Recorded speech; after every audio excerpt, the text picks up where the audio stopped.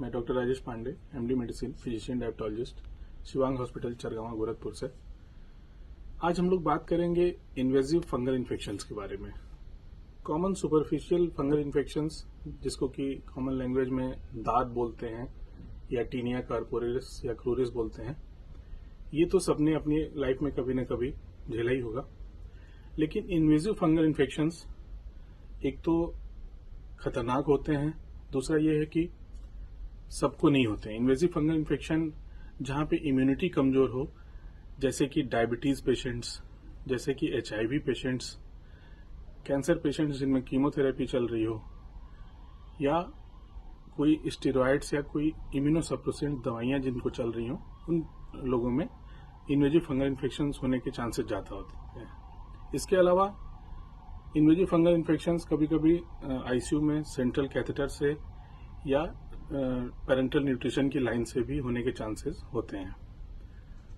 तो invasive fungal infections किन organs को अफेक्ट कर सकते हैं?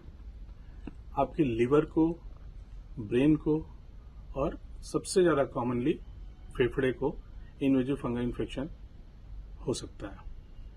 फंगस कौन कौन से हैं? एक तो कैंडिडा, दूसरा एस्परजिलस। ये दोनों कॉमन फंगस हैं जो कि इन्वेजिव फंगल इन्फेक्शन कॉज करते हैं। अब पता कैसे चलेगा कि इन्वेजिव फंगल इन्फेक्शन हुआ?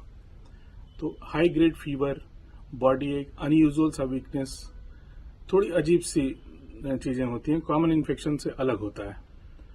तो आप जब एंटीबायोटिक्स ले रहे हैं या कॉमन दवाइयां ले रहे हैं और फीवर नहीं जा रहा है, कफ नहीं जा रहा है, स्पूटम में ब्लड आ रहा है, या इस तरह की चीजें होती हैं, तो कभी कभी हम लोग इन्वेजिव फंगल इन्फेक्शन के बारे में सोचते हैं। और डायग्नोसिस कैसे बनाते हैं? ब्लड में यूजुअली फंगस नहीं आता है, कल्चर कर सकते हैं तब मिलता है, तो थोड़ा अनकॉमन है। इसके अलावा एक्सरे सबसे इम्पॉर्टेंट होता है। एक्सरे या CT स्कैन, MRI में हम लोग इन्वेजिव फंगल इन्फेक्शन को, एस्परजिलस को डायग्नोस कर सकते हैं।